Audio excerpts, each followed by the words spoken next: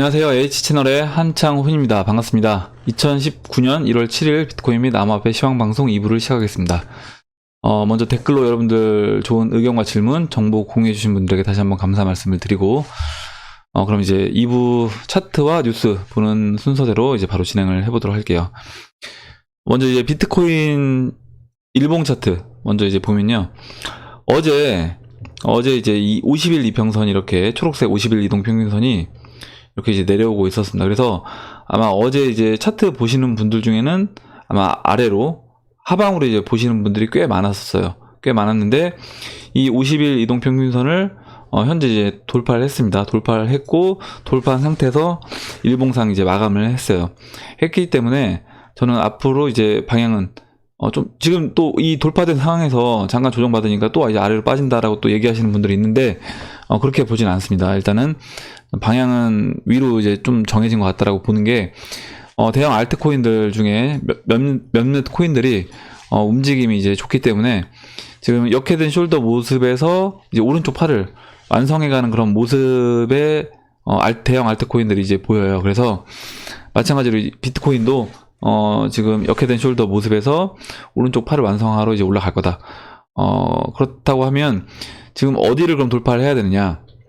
돌파를 어디를 해야 되냐면 일단 여기 현재 삼각수렴에서 돌파를 해서 옆으로 눕다가 지금 50일 이평선을 돌파를 한 상태예요. 제가 이렇게 하나를 그려볼게요. 뭐냐면 지금 이 추세선, 지금 제가 그린 이 빨간색 추세선, 빨간색 이 추세선 고점과 고점을 잇는 어깨 고점과 이제 고점을 잇는 이 추세선을 그려보면 이 추세선 이 라인을 일단은 돌파를 해주는 게 중요하다. 이 라인을 돌파를 해주게 되면 그 다음에 이제 제가 4,400달러 4,400에서 이제 제가 4,500을 말씀드렸죠.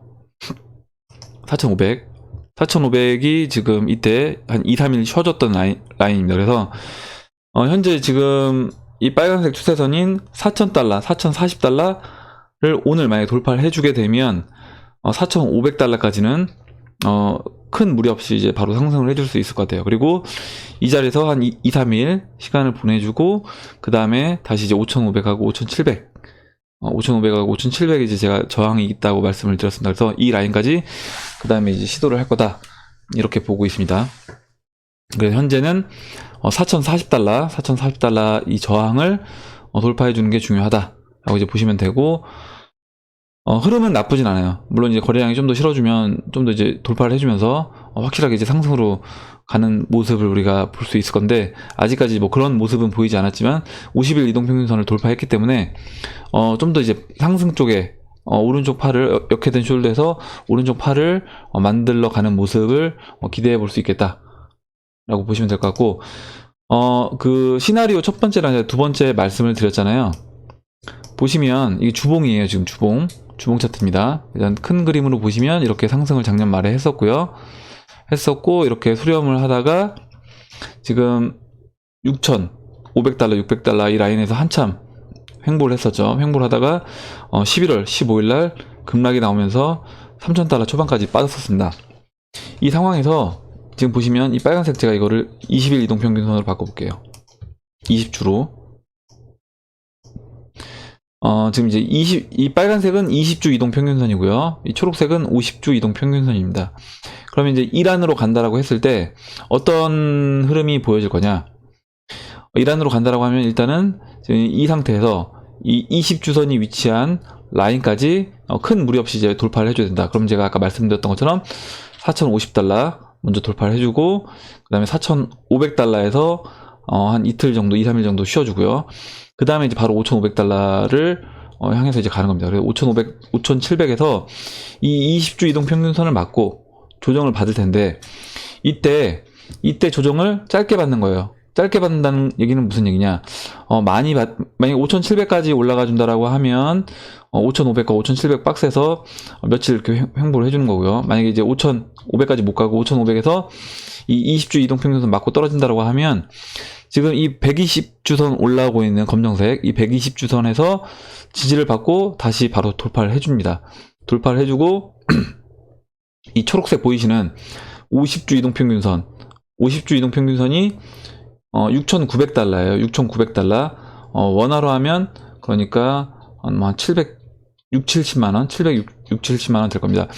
이 정도 라인에서 760, 70만 원 라인에서 이게 송기봉님도 이 의견을 같이 써주셨어요, 저랑. 그래서 저랑 비슷하게 보고 계신데 여기에서 한 차례 조정을 이제 깊게 받는 거죠. 어디까지 받냐면 이 20주 이동평균선을 이 돌려세우는 이 시간까지 이제 조정을 받는 겁니다. 그러면 그 6,900달러에서 조정받아서 보시면 지금 5,500달러, 5,400~500달러까지 조정을 받는 거죠. 그럼 5,400~500달러면 원화로는 한 600만원까지 조정을 받는 겁니다. 이렇게 조정을 받아주고 바로 이제 상승해주면 이때는 그 다음 저항은 8,700달러, 그리고 그 다음 저항은 이제 만 달러가 되는 거예요. 그래서 이제 이런 흐름을 간다라고 하면 첫 번째 시나리오가 되는 것이고, 아마 이제 이렇게 흘러가게 되면 제가 이제 지난번에 한번 금 ETF 설명드리면서 금 ETF 그대로 이 시장이 움직였을 때 어떻게 움직인다라고 이제 말씀을 드렸습니다. 그래서 그 금 ETF, 그러니까 금 차트와 비슷한 유형으로 시나리오, 첫 번째 시나리오로 흘러갔을 때는 될 수 있다.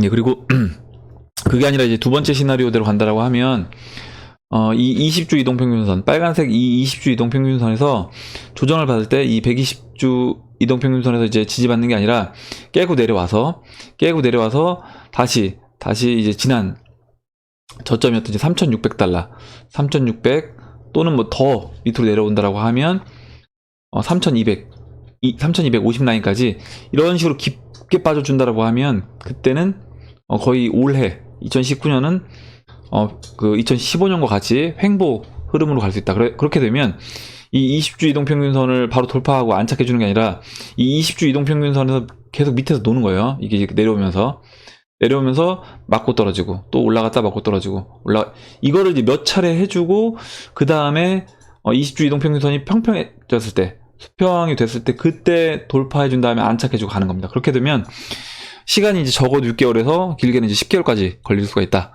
이렇게 이제 말씀을 드리겠습니다. 비트코인 차트는 이렇게 설명을 드리고, 다음에 잠시만요. 라이트코인을 먼저, 잠시만요. 네, 라이트코인을 먼저 설명을 드릴게요. 오늘 아침에 이제 이쪽님이 그 라이트코인을 한번 봐달라고 이제 얘기를 해주셔서 지난번에 이제 송기봉님도 라이트코인 이렇게 하락세기형을 돌파를 해서 이렇게 이제 했을 때 그때 흐름이 좋다라고 이제 얘기를 해주셨었는데, 보시면 이렇게 지금 제가 빨간색으로 체크해드리는 이 추세선, 이 하락세기형 패턴에서 이렇게 강하게 돌파하고 안착을 해주고, 그 다음에 깨고 안 내려갔어요. 깨고 안 내려가고, 그 다음에 지금 이 15일 이동평균선을 타고 올라와 주면서 지금 장기 이동평균선인 200일 이동평균선까지 현재 지금 뚫어졌습니다. 제가 지금 이 하락세기형 패턴에서 하락세기형은 이런 식으로 보통 이 꼭지점에 3분의 2 정도 지점, 3분의 1 정도를 남겨놓고 보통 이렇게 위로 돌파가 됩니다. 돌파가 되는데 이런 패턴도 있고, 제가 지난번에 이렇게 그러니까 약간 그 함정으로 해서 오히려 이제 아래로 그 비트코인 차트에서 두 번이나 그렇게 나왔었죠. 이렇게 하락세기형 패턴에서 아래로 깨고 내려온 다음에 돌려 세워줘서 나가는 이런 패턴도 있습니다. 그래서 두 가지 다 있다. 두 가지 위로, 근데 보통 이제 위로 돌파하는 경우가 더 많아요. 이렇게 이제 보시면 되고, 지금 이 라이트코인 같은 경우도 제가 이 추세선을 지어볼게요. 하락세기형 이 패턴을 지어보면 지금 이렇게 역회된 숄더가 나왔습니다. 이렇게. 그래서 왼쪽 어깨, 오른쪽 어깨, 그리고 이제 머리고요. 그 다음에 이게 이제 팔이 되는 거예요. 그래서 지금 오른쪽 팔을 라이트코인을 만들어주면서 지금 200일 이동평균선까지 돌파가 됐다. 그러면 지금 현재 이 올라와 있는 위치가 이때 이렇게 지금 상승장에 이제 역회된 숄더에서 오른쪽 어깨가 이제 오히려 높게 됐다라고 하면, 지금 보시면 이 왼쪽 팔, 오른쪽 팔 못을 만들어줬고요. 여기서 지금 한 차례 이제 조정을 받고 또 돌아 나갈 수 있는 겁니다. 이런 식으로, 이런 패턴으로요. 이렇게. 일단 200일 이동평균선을 돌파해 놓은 상황이기 때문에 여기서 이제 200일 이동평균선을 훼손하지 않으면서 지금 단기 이동평균선인 이 15일 이동평균선과 50일 이동평균선이 어느 정도 올라올 때까지 약간 조정을 받을 수 있다 라고 이제 라이트코인은 보고 있습니다. 그래서 라이트코인은 일단 흐름은 나쁘지 않아요. 상승 흐름으로, 그러니까 비트코인보다 좀 더 빨리 상승 흐름으로 움직였다고 이제 보고 있습니다. 이렇게 라이트코인을 말씀을 드리고, 그 다음에 이제 리플을 그 다음에 이제 말씀을 드릴게요. 이더리움 먼저 말씀드릴게요. 이더리움은 지금 일단 그 200일 이동평균선, 제가 이제 사토시 가격으로 0.042 라인, 0.042 라인이 이 추세선, 제가 빨간색으로 보여드렸던, 보시면 일봉에서 이 저점과 저점을 잇는 이 추세선과 200일 이동평균선이 맞닿아 있다라고 했었고, 지금 조정을 이제 받았습니다. 조정을 받았는데, 지금 이 0.0375 라인이 이 15일 이동평균선이 지금 가파르게 올라오고 있기 때문에 여기서는 이제 지지를 받아줄 걸로 예상을 해보고 있습니다. 여기서 이제 지지를 받으면서 박스 형태의 움직임을 보여주든지, 만약에 이제 15일 이동평균선을 깨고 내려온다라고 하면 이더리움 같은 경우는 다시 박스권에 이제 갇히는 상황이 되는 거예요. 그러면 만약에 이제 그렇게 된다라고 하면 이 지금 보시면 50일 이동평균선 올라오고 있는 이 50일 이동평균선까지 눌러줄 수 있는 겁니다. 여기서 50일 이동평균선까지 눌러줄 수 있다 라고 말씀을 드리고, 아마 이제 그런 흐름으로 간다라고 하면 이 박스권에서 장기간 머무르게 될 수 있다. 그러면 0.0375를 이제 지켜주는 게 중요한 거예요. 이더리움은 0.0375를 이제 깨면 오히려 이제 8월 흐름처럼 갈 수 있는 겁니다. 이 2016년의 8월 흐름처럼 갈 수 있는 거고, 그렇지 않고 이제 0.0375에서 0.042 이 라인에서 이제 움직여 준다라고 하면, 그때는 2017년 초에 이제 그 이더리움이 2월달부터 이제 5월달까지 피크를 치고 올라가잖아요. 그런 흐름으로 이제 가질 수 있는 거고요. 그래서 일단은 좀 더 지켜봐야 되겠고, 보시면 이 200일 이동평균선이 이제 내려오고 있는데, 이때 보시면 일단 이때도 200일 이동평균선 맞고 한 차례 조정받고 다시 이제 200일 이동평균선 내려오는, 이때는 뭐 200일 이동평균선 내려온다라고 할 정도는 아니고 각도가 굉장히 만만했어요. 근데 그렇다고 하면 여기서 이제 200일 이동평균선 위로 올라가서 안착을 해준다라고 하면, 그때는 이제 이더리움 없으신 분들도 한번 들어가 볼 수 있는 매수 타이밍이 될 수 있다라고 보고 있고, 지금은 일단은 제가 지난번에 이제 단기 매도 하실 분들은 0.042 라인이 매도 타이밍으로는 좋다. 근데 저 같은 경우는 0.0375에서 이제 매도를 이미 했기 때문에 추가적으로 이제 안 한다고 말씀을 드렸어요. 그리고 이제 저는 나머지는 홀딩을 하고 있고, 만약에 여기서 빠진다라고 하면 그때 이제 추가적으로 매수를 다시 노려볼 겁니다. 이더리움 이렇게 설명을 드리고, 다음 이제 리플을 설명드릴게요. 리플이 이제 흐름이 좀 좋지 않아졌어요. 그러니까 지금 일봉상 지금 이 50일 초록색 50일 이동평균선을 이번 상승할 때, 리플 같은 경우는 일봉상 50일 이동평균선을 깨고 이 초록색 50일 이동평균선을 종가상 깨고 내려간 적은 없었어요. 근데 현재 일단은 50일 이동평균선을 깨고 내려왔습니다. 그래서 일단은 좀 흐름 자체가 좀 이제 다소 시간이 필요해 보인다. 그러니까 그렇다고 해서 제가 원화 시장에서 이 리플 가격이 떨어진다는 얘기는 아닙니다. 무슨 얘기냐면 지금 이제 BTC 마켓에서 만약에 리플이 횡보를 해요. 이 박스에 갇혀서, 이 작은 박스 안에서 갇혀서 횡보를 한다라고 할 때, 원화 시장에서 이제 비트코인만 올라가 준다라고 하면, 리플이 이 BTC 가격에서 유지만 해주면 리플 같은 경우는 이제 원화 가격은 오히려 올라갈 수 있는 겁니다. 같이 따라서. 그러니까 비트코인 대비해서 빠져주지만 않는다고 하면 원화 가격은 같이 상승해 줄 수 있는 거다. 이렇게 이제 보시면 될 것 같아요. 마지막으로 스텔라를 이제 설명을 드릴게요. 스텔라 같은 경우는 제가 이제 어제 말씀을 드렸던 것 같은데 어제 이제 제가 스텔라가 이 차트 패턴이 이렇게 하락 추세를 만들어주고 하락 추세를 돌파한 다음에 눌러줬고, 이때 이제 그러니까 이때 이제 2018년도 6월달 보면 저점을 훼손하지 않은 상태에서 동일한 가격대인 이제 2,900사토시, 거의 2,900사토시에서 반등이 이렇게 강하게 나왔습니다. 그래서 스텔라 로맨 같은 경우는 지금 이번에 큰 하락을 맞았어요. BTC에서 이렇게 1, 2, 3, 4, 5파까지 하락을 맞고, 그 다음에 보시면 돌파를 해주고요. 돌파를 해준 다음에 지금 제가 이 추세선을 하나 이렇게 그렸어요. 이 저점과 저점을 연결하는, 이 저점과 저점을 연결하는 이 추세선, 이 빨간색으로 보여드리는 이 추세선, 죄송합니다. 이 추세선에서 추세선을 맞고 눌러줬습니다. 눌러줬고, 여기서 그럼 어떤 흐름을 보일 수 있느냐, 여기서 이제 올라가 준다라고 하면 지금 지금 이 추세선이 또 저항으로 이제 작용될 수 있는 거예요. 이 추세선이 다시 한번 저항으로 작용될 수 있고, 여기에 이제 보시면, 이 120일 이동평균선과, 그리고 갈색, 이 200일 이동평균선이 같이 있습니다. 그래서, 사토시 가격으로 지금 3,000인데요.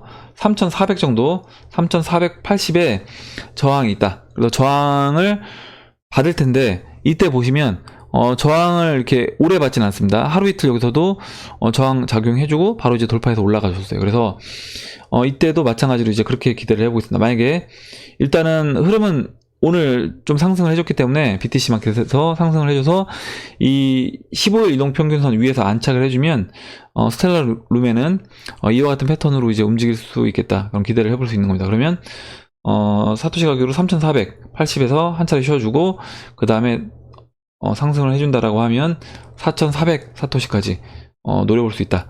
그리고 이제 그렇다고 하면 이때 매수한 물량들은 뭐 장기로 가져간다라고 하면요. 오히려 이제 제가 어제 이제 한 차례 다시 했다고 말씀드렸잖아요. 이 물량은 이거 뭐 그 매도는 수익에 대한 매도는 여러분들 이제 취향에 따라 하시면 되는 거예요. 그러니까 수익을 나는 뭐 10% 나는 이것도 만족한다 하면 하시면 되는 거고요. 나는 뭐 길게 보고 가겠다라고 하면 길게 보고 가시면 되는 겁니다. 이거는 뭐 사실 이렇게라 저렇게라 정답이 없는 거예요.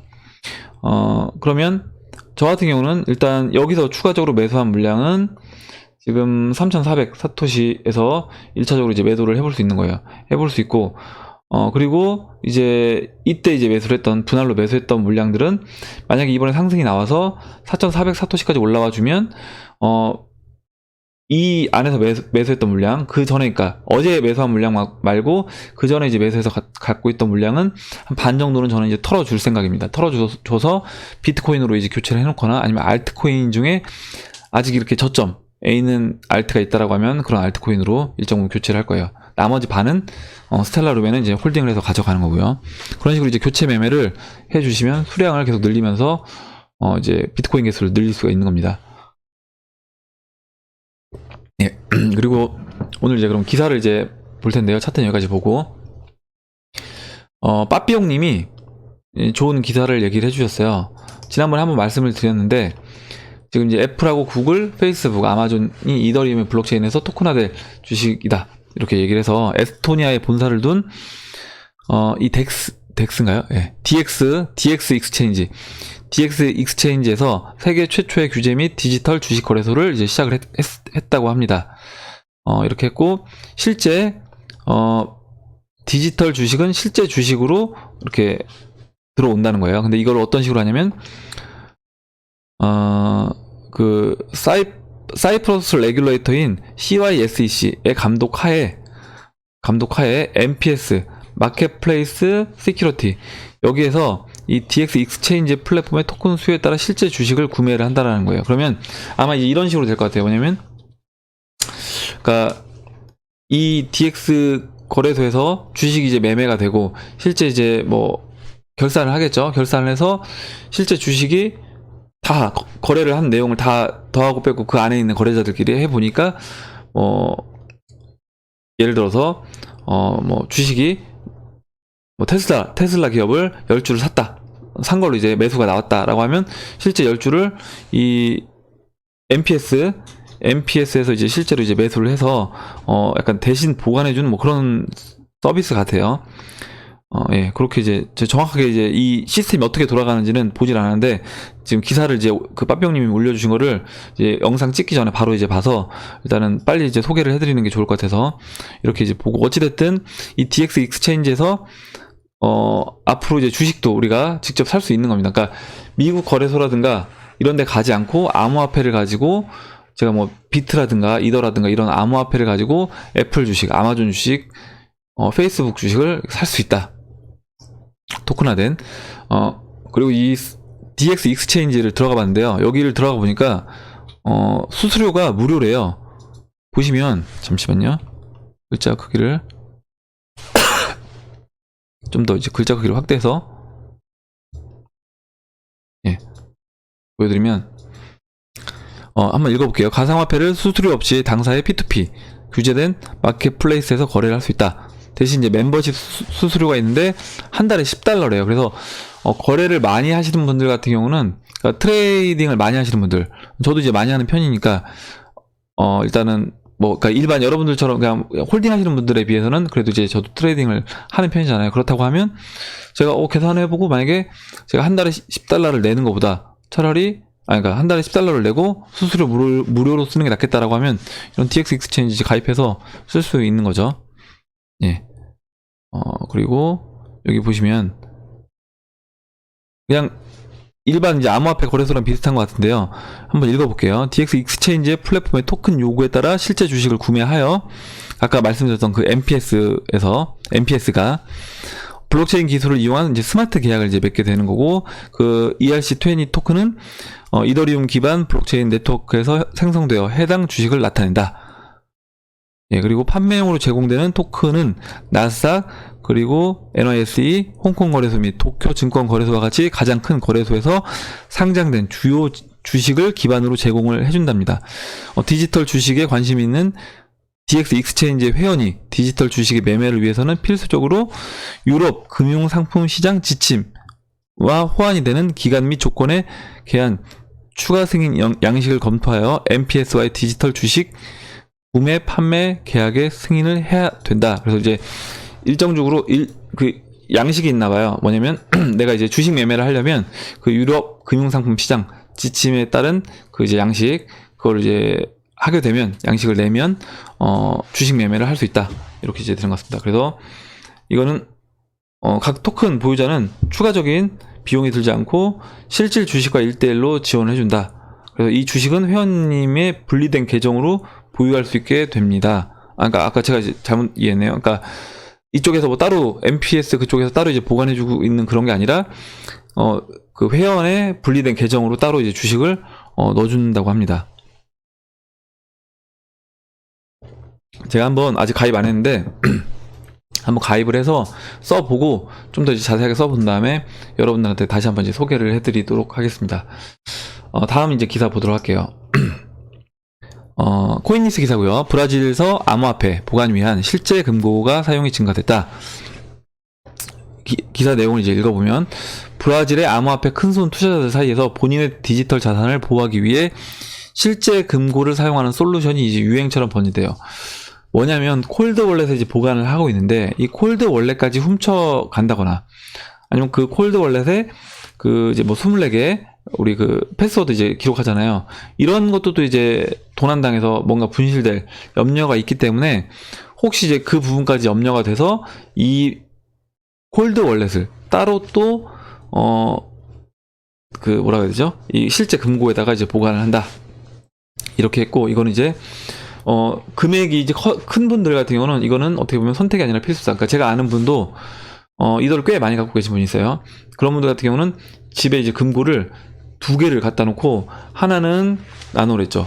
하나는 그 24개 키워드, 이거를 따로 이제 별도로 2개 금고에 별도로 보관을 해 놓는다고 합니다. 아니면은 아예 물리적으로 별도의 공간, 도둑이 이제 그 집에 들어가 다 털 수도 있는 거니까, 예를 들어 하나는 돈이 많으니까 어차피 자기 집이 뭐 2개라든가 아니면 뭐 부모님 집이라든가 이런 식으로 된다고 하면 금고를 2군데로 나눠 놓는 거예요. 나눠 놓고 하나는 이제 나노레저를 넣어 놓고요. 하나는 거기에 이제 그 24개의 패스워드를 기록한 그 종이를 이제 적어서 코팅을 해서 적어 놓고, 그 24개 그 패스워드도 제가 지난번 말씀드렸던 것처럼 그것 자체도 또 한 번 암호화하는 거예요. 거기에 추가적으로 24개가 아니라 뭐 36개를 적어서 별도의 줄은 가짜 패스워드를 적은 다음에 그걸 빼고 뺀 나머지가 실제 패스워드가 되는 거죠. 그런 식으로 해서 암호에 또 암호화를 또 한 번 더 하는, 이런 식으로, 만약에 그 패스워드가 이제 분실이 된다고 하더라도 내가 이 패스워드에서 그 아닌 패스워드를 아는 사람만 이거를 이제 다시 이제 생성해서 출금할 수 있게끔, 그렇게 이제 안전장치를 여러 개 이제 갖고 있습니다. 왜냐하면 금액 자체가 몇백억대 이렇게 되다 보니까 암호화폐가 그런 식으로 이제 관리를 하더라고요. 저는 아직까지 그렇게 하진 않습니다. 저는 그냥 나노레츠에 넣어놓고 보관하고 있습니다. 물론 근데 이제 아마 지금 제 영상 보시는 분들도 지금은 아니라고 하더라도 나중에 이제 금액 자체가 뭐 암호화폐 이제 나노레츠 넣어놓고 집에 그냥 보관하기에는 좀 부담스러운 수준이 된다라고 하면, 그때는 이제 그렇게 하는 것도 지금 브라질에서 큰손 투자자들이 하는 것처럼 여러분들도 저는 충분히 그렇게 할 수 있다라고 이제 보고 있습니다. 그리고 이제 다음 기사 보도록 할게요. 그 미국에서 이제 미국 텍사스에서 스테이블 코인이 이제 화폐로 간주하나, 그래서 송금법이 적용될 수 있다 라는 기사고, 어떻게 보면 그 스테이블 코인은 사실 종이 화폐를 디지털 화폐로 바꾼 것 뿐이기 때문에 언제든지 이거는 우리가 믿을 수 있는 기관에서, 뭐 예를 들어 트루USD 그 기관을 우리가 이제 완전 신뢰할 수 있다고 하면 언제든지 1대1로 패깅된 그 달러를 받을 수 있는 겁니다. 그러면 이게 화폐가 아니라고 하는 게 웃긴 거죠. 어떻게 보면 당연히 화폐인 거기 때문에. 그래서 이제 이런 식으로, 물론 미국 그 연방에서는 전체적으로 봤을 때는 아직까지 뭐 화폐로 간주한다 이런 얘기는 없지만, 지금 뭐 오하이오주라든가 지금 뭐 텍사스 이런 데서 뭐 주식 그 세금을 암호화폐로 한다거나 이런 식으로, 아니면 스테이블 코인을 이제 화폐로 간주한다거나 이런 식으로 주 정부가 한두 개씩 지금 암호화폐를 저는 이제 받아들이고 있다라고 보고 있습니다.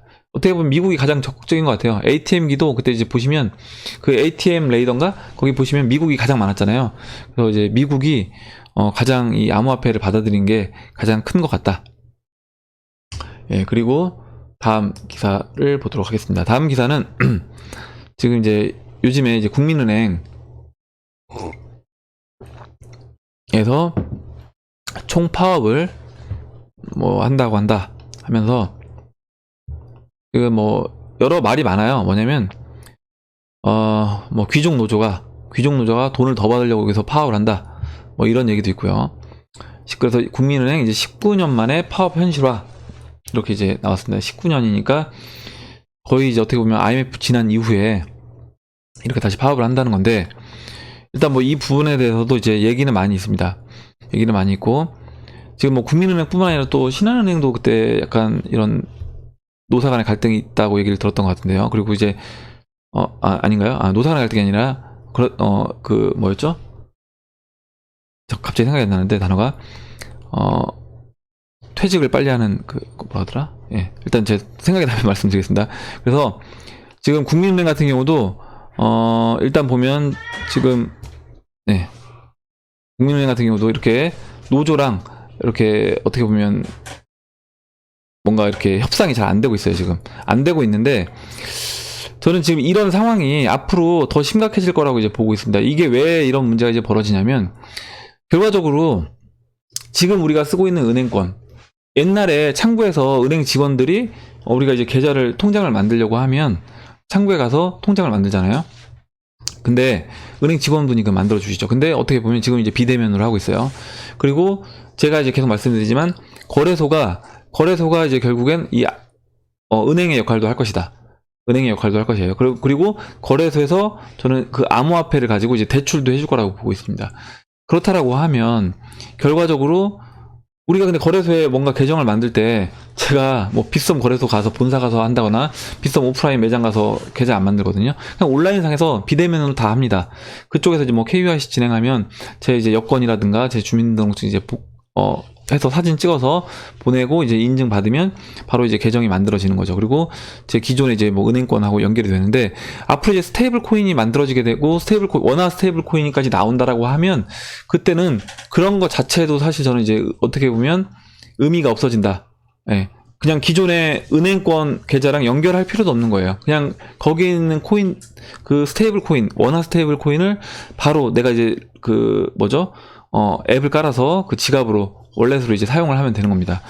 그래서 앞으로는 이런 은행이 하는 일들은 그 와이스 레이팅스였나요? 거기서 올해 이제 이슈가 그럴 거라고 했어요. 뭐냐면 몇 가지의 암호화폐가 기존의 이제 은행권을 흔들 것이다 라고 했는데, 이제 저는 그게 이제 아마 올해 진짜 현실화 될 거라고 이제 보고 있고, 결국에 인원을 그러니까 수익을 내기 위해서 기업들은 어떻게 보면 이런 인원 감축을 할 수밖에 없다. 특히 이제 은행권은 그렇게 될 거고, 여기서 보시면 그 IMF 때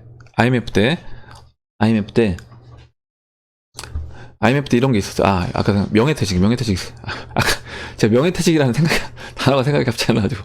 예, 명예퇴직을 신한은행에서 이제 뭐 700명인가 받는다고 했던 것 같아요. 국민은행도 이제 마찬가지일 것 같고, 지금 이제 IMF 관련된 내용을 제가 지금 조선닷컴에서 2017년 11월에 이제 나왔던 이 기사인데, 여기서 이제 보시면 IMF 때요, 이 빨간색은 이제 그룹이 해체되고 30대 그룹에서 이제 탈락이 된 겁니다. 파란색은 보시면 뭐 대우 해체되고 쌍용, 뭐 동아, 파란색은 이제 탈락된 거고요. 30이 바깥으로 이게 다 지금 해체된 거예요. 진로, 동양, 혜태, 신호, 뭐 뉴코아, 그 뭐였죠? 영화 국가부도의 날에서 이제 뉴코아 뭐 망하는 이런 것도 나왔고요. 이런 식으로 이렇게 많은 기업들이 망했습니다. 근데 이렇게 많은 기업들이 이제 망하고 GDP가 성장률이 이제 마이너스 6.7%를 했는데 이때 갑자기 이게 어떻게 보면 이 당시에는 경기가 나빴느냐?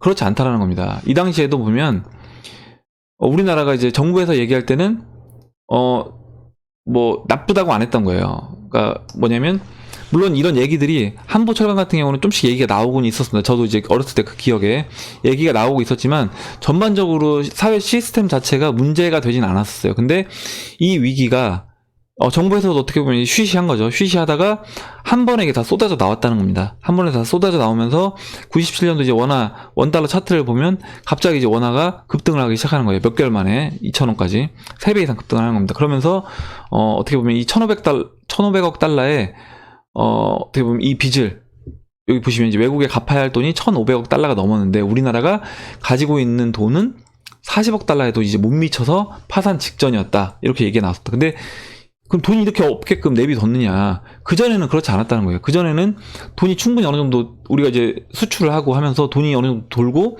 그 다음에 또 달러 빚을 써서 그 채권이 유지가 되면서 여유가 있었던 겁니다. 근데 갑자기 그 채권자들이 갑자기 돈을 안 빌려주고 그 다음에 그 원달러가 올라가다 보니까 실제 이제 그 여러 가지가 한 번에 몰려오면서 이렇게 IMF를 맞게 됐다.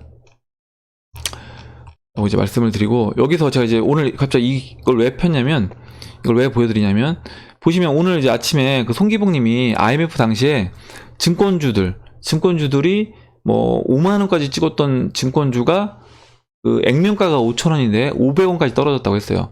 근데 생각해 보시면 부도가 나서 완전 회사가 없어지면 사실 주식은 거의 휴지 조각이라고 보면 됩니다. 왜냐면 채권단이 이미 다 채권단도 그 채권을 다 회수 못할 수 있기 때문에 주식은 채권단 이후에 이제 받아야 되기 때문에 어떻게 보면 주식은 거의 휴지가 되는 거죠. 그래서 액면가가 5,000원임에도 500원까지 빠졌던 거예요. 물론 거기서 이제 살아남은 기업들은 다시 살아서 올라갔겠지만 여기서 이제 보시면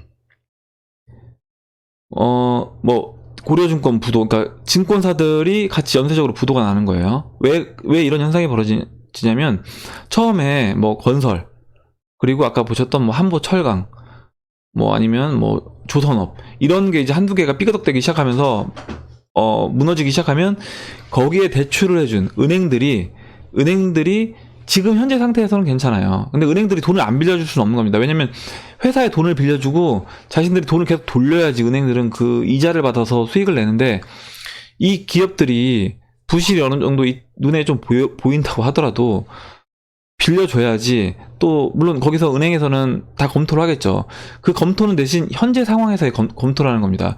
만약에 최악의 상황까지 그 기업이 몰렸을 때 그때는 그 은행도 그 채권을 다 회수를 못하는 거죠. 그렇게 되면서 이제 은행도 같이 연쇄적으로 타격을 입고 그럼 기업 주가 빠지고 은행 주가 빠지면서 같이 이제 증권주들도 당연히 같이 연쇄적으로 빠지게 되면서 증권주들도 이제 부도가 나는 증권회사들도 이런 식으로 연쇄적으로 다 일어난다.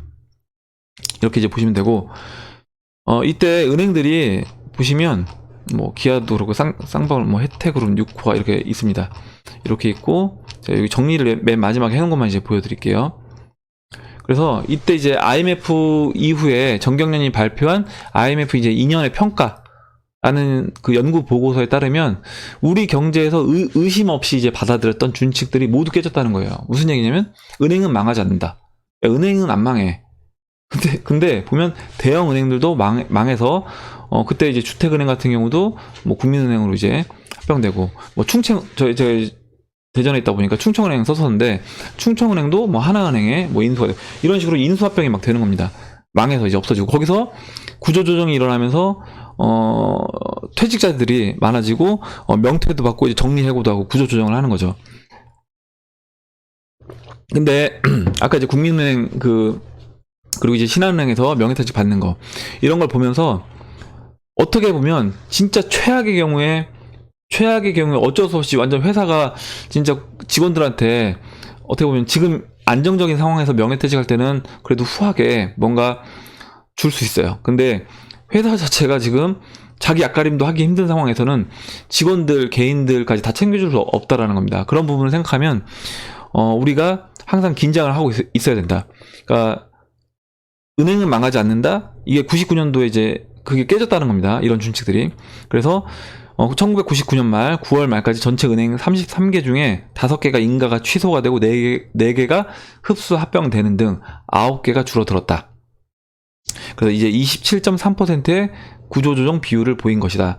그만큼 이제 인원들도 감축이 된 거기 때문에 27.3%라고 하면 은행 4명, 만약 직장 동료가 4명이다 라고 하면 그 4명 중에 1명은 나가야 된다는 겁니다. 그럼 그게 그렇게 됐을 때 어떻게 보면 안정적인 어떤 가족 생활을 이제 영위하던 사람들이 길거리에 나앉게 갑자기 되는 거예요. 물론 저희 아버님 친구분도 물론 이제 주택은행 다니시다가 나와가지고 개인 사업을 하셨는데 이제 그분 같은 경우는 개인 사업을 하셔서 오히려 이제 잘 된 케이스긴 한데 그런 경우도 있다라는 겁니다. 그래서 우리가 이제 은행도 망할 수 있다. 그리고 대기업은 영원하다. 그렇지 않다라는 거죠. 기업 규모가 크면 클수록 어떻게든 대마불사해서 정부에서 돈을 밀어줘서라도 이제 망하는 거를 막았습니다. 근데 은행이 망할 판이기 때문에 이때는 그걸 다 막아줄 수가 없는 거예요. 그래서 어찌됐든 간에 무너지는 회사들이 나올 수밖에 없다. 그리고 이제 부동산이 가장 안전한 자산이다. 보면 과거에는 개발과 투기 수요로 인해 부동산을 보유하는 것이 기업 성장의 대안이었다. 하지만 IMF 이후 부동산 가격의 폭락과 함께 황금성이 떨어지는 부동산을 많이 소유한 자산 계층과 기업이 고통을 겪는 현상이 나타났다. 그래서 부동산 자산도 안전하지 않다라는 겁니다. IMF가 오면. 근데 이번에 올 위기가 만약에 IMF보다 더 만약에 큰 위험 상황이라고 하면 지난번에 그때 사뮤엘님이 그 얘기 해주셨잖아요. 삼성이 국내 부동산들을 뭐 일정 부분 정리한다라는 얘기를 했습니다. 만약에 이제 그게 사실이라고 하면 어떻게 보면 진짜 이거는 삼성 같은 경우는 그 정보가 이제 빠를 거 아니에요. 저희 개인들보다는 충분히 정보가 빠른 되기 때문에 아마 앞으로 이제 올 상황들을 미리 예상을 하고 한번 정리를 했다가 다시 매입을 하든 아니면 뭐 이번에 일정 부분 뭐 인도라든가 왜냐면 이제 인건비가 싼 다른 나라로 뭐 이전하든 뭐 이런 식의 이제 여러 가지 어떤 식으로 이제 삼성이 그걸 노리고 뭐 부동산을 매각하는지는 모르겠지만 어찌됐든 매각한다는 것 자체는 제가 봤을 때는 위험신호다. 그거 자체도 위험신호다. 이렇게 봐야 될 것 같습니다. 그리고 마지막으로 이제 평생을 한 직장에서 예전 우리 아버님 세대는 그냥 한 직장 다니면 계속 그 한 직장 다니시고 그걸로 인해서 온 가족을 다 먹여 살리셨어요. 근데 이제 그렇지 않다는 겁니다. 그래서 평생 직장 개념 자체가 사라졌다. 근데 이제는 평생 직장이 아니라 제가 봤을 때는 그냥 여러 개 직장을 그러니까 제가 이런 거죠. 한 사람이 직장 하나만 있는 게 아니라 여러 개 일을 동시다발적으로 하는. 왜 그러냐면 제가 이제 계속 말씀드려요. 그 블록체인이 우리가 되게 되면 우리가 하는 모든 활동은 경제 활동인 겁니다. 그러니까 내가 만약에 뭐 페이스북에서 글을 많이 쓴다. 콘텐츠를 많이 올린다. 그러면 그거 자체도 하나의 어떻게 보면 일이 되는 거예요. 그걸로 인해서 그걸로 인해서 제가 어떤 수익이 일정 부분 들어오는 거고요. 저처럼 뭐 유튜브 방송을 한다. 그럼 이것도 하나의 어떻게 보면 직업이 될 수 있는 겁니다. 그리고 또 다른 직업이 또 있을 수 있는 거고요. 그리고 어디에서는 제가 이제 주도적으로 하지만 어디에서는 제가 또 보조적으로 이제 또 일을 하면서 할 수도 있는 거고 그러니까 여러 가지 직업이 그러니까 예전에는 평생 직장 개념에서 뭐 다른 직장으로 옮겨가면서 이렇게 했는데 이제는 그게 아니라 한 사람이 그 여러 개 직업을 하게 되는 그리고 직업 자체의 개념도 어떻게 보면 약간 사라질 것 같아요. 직업 자체 그러니까 나는 이게 직업입니다라고 하는 그거 자체도 약간 좀 애매모호한 그런 게 되지 않을까라고 생각합니다. 왜냐면 내가 하는 모든 활동이 경제 활동이기 때문에 그렇게 이제 될 수 있다고 보고 있어요. 그래서 이제 이 부분을 얘기를 해드렸고, 그 다음에 이제 마지막 기사입니다. 중국 관련된 기사인데요.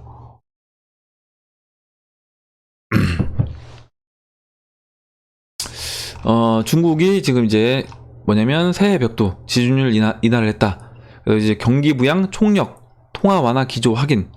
그러니까 통화를 완화하는 이 기조를 확인했다. 이게 이제 긍정적인 신호로 받아들였대요. 근데 이제 이게 과연 이제 긍정적인 신호일까? 이렇게 우리가 또 한번 생각을 해봐야 되는 겁니다.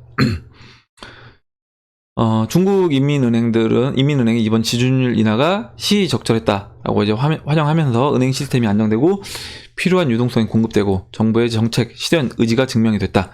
주식시장에 대한 긍정 영향을 전망했다라고 했습니다. 과연 저는 이제 이 지준율 인하가 우리가 진짜 이걸 좋게 받아들일 수 있는 기사인지 이렇게 이제 보고 있습니다. 뭐냐면 보시면 건설사는 은행이 대출하기 쉬운 환경 갖춰질 것, 중타이증권 은행 안정성 높여줄 것, 교통은행 지준율 인하는 투자 심리 회복에 큰 도움.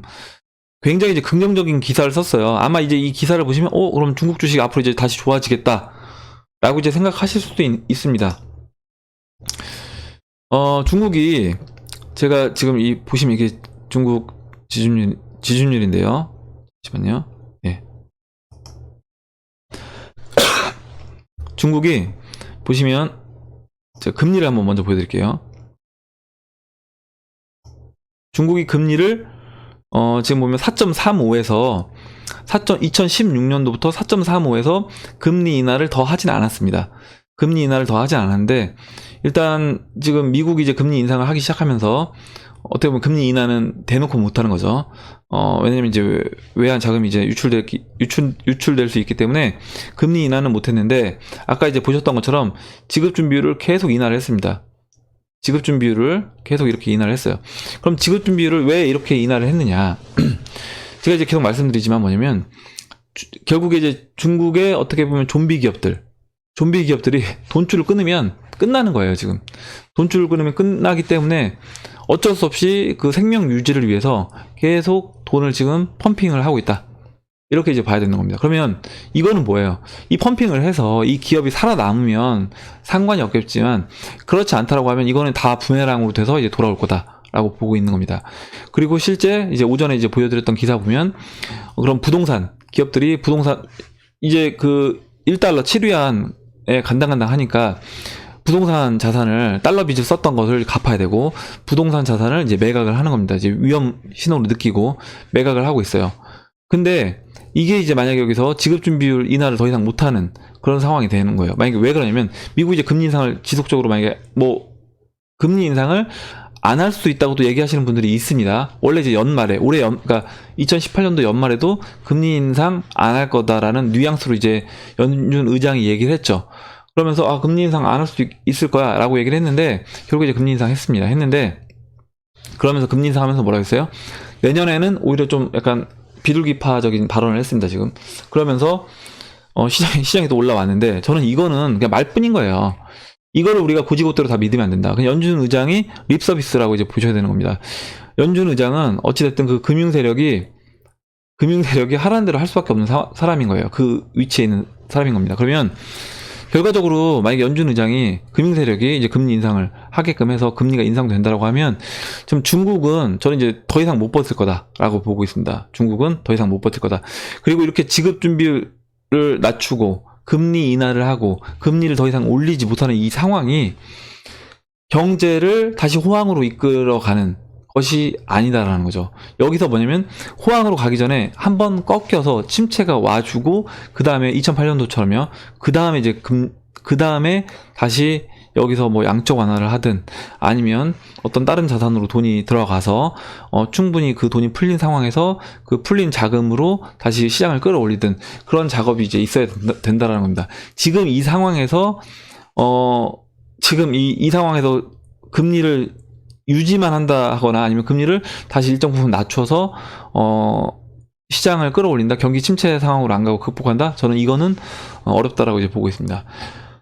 예, 오늘 이제 이렇게 여러 가지 좀 얘기를 해드렸는데 일단 시장 상황이 제가 계속 말씀드리지만 제가 이제 오늘 시나리오에서 이 안에서 이제 이란이 좀 더 유력해 보인다고 계속 말씀드리는 건 뭐냐면 여러분들한테 희망회로 돌리게끔 말씀드리는 게 아니라 지금 경제 상황 자체가 그만큼 저는 이제 안 좋다라고 보는 겁니다. 이렇게 중국이 지급준비를 인하한 것도 마치 이게 긍정적인 기사처럼 이렇게 해석을 해놓았지만 저는 전혀 그렇게 안 보여요. 이 지급준비율을 인하한 게 얼마나 얘네들이 지금 사정이 안 좋으면 이 지급준비율을 인하해서까지 기업들을 진짜 이런 거죠. 그러니까 막 거의 다 죽어가는 환자한테 인공호흡기 됐는데 안 살아나니까 막 심폐소생술 하는 겁니다.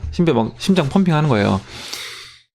이 심장 펌핑에서 지금 살아나게끔 하려고 하는데 이게 지금 간당간당한 거라는 겁니다. 여러 가지 막 전기 충격 주고 지금 이런 상황인데 여기서 다음 더 악화됐을 때는 어떤 또 뭐라 해야 되죠? 어떤 대안이 또 있을까? 이렇게 생각해 본다라고 하면 시장 상황이 굉장히 좋지 않구나. 저는 이렇게 느낍니다.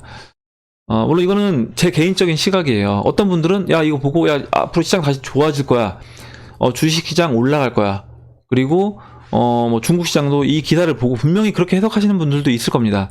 이거는 저는 어떻게 보면 당연한 거라고 보고 있어요. 그러니까 모든 어떤 팩트에 그 시각을 보는 다양한 시각은 존재할 수밖에 없다. 제가 계속 말씀드리지만 그래서 일단은 이런 좀 상황 자체가 급박하다는 게 이제 느껴지고 있습니다. 그래서 이제 암호화폐를 투자하시는 분들한테는 어떻게 보면 생각했던 것보다 그리 긴 시간이 필요하지 않을 수도 있겠다라는 생각을 해보고, 그럼 이제 이상으로 2019년도 1월 7일 비트코인 및 암호화폐 시황방송 2부를 마치도록 하겠습니다.